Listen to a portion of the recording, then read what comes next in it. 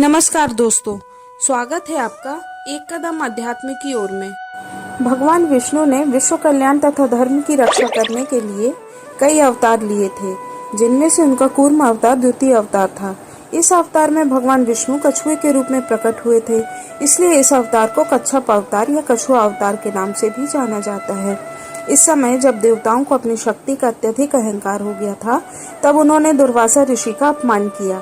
इसी से क्रुद्ध होकर ऋषि दुर्वासा ने देवताओं को श्रीहीन होने का श्राप दे दिया। इसके पश्चात देवताओं की शक्ति दानवों के समक्ष कम हो गई थी, जिस कारण दानवों के राजा बलि ने देवराज इंद्र को पराजित कर दिया। अब तीनों लोकों पर दानवों का राज हो गया तथा चारों ओर अधर्म बढ़ने लगा था। यह देखकर देवता अत्यधिक विचलित हो गए।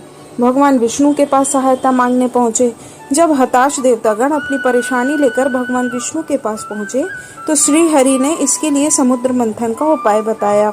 चूंकि प्रलय से पृथ्वी कुछ समय पहले ही उभरी थी तथा सतयुग का पुनः उदय हुआ था, इसलिए बहुत से अनमोल रत्न समुद्र की गहराइयों में छिपे हुए थे। समुद्र मंथन को मथने का कार्य ना ही देवता अकेले कर सकते थे और ना ही दानव, इसलिए भगवान विष्णु ने इस कार्य के लिए दानवों के साथ मिलकर समुद्र मंथन करने तथा उसमें से बहुमूल्य रत्न पाने को कहा। साथ ही भगवान विष्णु ने देवताओं को बताया कि इसमें से अमृत भी निकलेगा, जिससे देवता अमर हो जाएंगे। अमृत को पीने से देवताओं की शक्ति दानवों से अत्यधिक बढ़ जाएगी तथा उन्हें अपना राज सिंहासन पुनः प्राप्त होगा। भगवान विष्णु की आज्ञा पाकर सभी देवतागण देवराज इंद्र के साथ राजा बलि की नगरी गए तथा उनके सामने यह प्रस्ताव रखा। वैसे तो दैत्य गुरु शुक्राचार्य को देवताओं पर विश्वास नहीं था, लेकिन उन्हें उनका यह प्रस्ताव पसंद आया। इस कार्य के लिए उन्होंने अपनी सहमति दे दी। इसके पश्चात देवता तथा दानव क्षीर सागर में समुद्र मंथन के लिए पहुंचे। समुद्र का मंथन करने के लिए विशाल मथनी की आवश्यकता थी, जो उसे मथ सके। इसके लिए भगवान विष्णु ने अपने सुदर्शन चक्र की सहायता से मंदार पर्वत को काटकर समुद्र में रख दिया। इस पर्वत की सहायता से देव व दानव समुद्र को मथने का कार्य कर सकते थे। अब उन्हें इस पर्वत को घुमाने के लिए एक मजबूत रस्सी की आवश्यकता थी।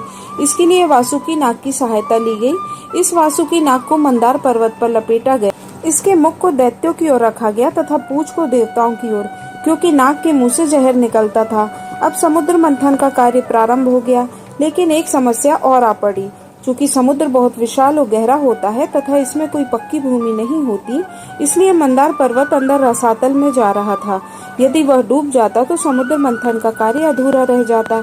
यह देखकर भगवान विष्णु स्वयं देव दानवों की सहायता करने के लिए अपना द्वितीय अवतार लेकर आए। इसके लिए उन्होंने कछुए का अवतार लिया तथा मंदार पर्वत का भार अपनी पीठ पर उठाया। अब देव दानवों ने कई दिनों तक समुद्र मंथन का कार्य किया। इसके पश्चात समुद्र मंथन से एक एक करके 14 रत्न प्राप्त हुए, जिनमें हलाहल, कामधेनु, माँ लक्ष्मी, ऐरावत हाथी, उज्जैश्रवा घोड़ा, कौस्तुभ मणि, कल्प वृक्ष, रंभा अप्सरा, वारुणी देवी, चंद्रमा, पारिजात, पांचजन्य, धनवंतरी तथा अमृत प्राप्त हुए। भगवान विष्णु के कच्छप अवतार लेने के पीछे उनका मां लक्ष्मी को प्राप्त करना प्रमुख उद्देश्य था।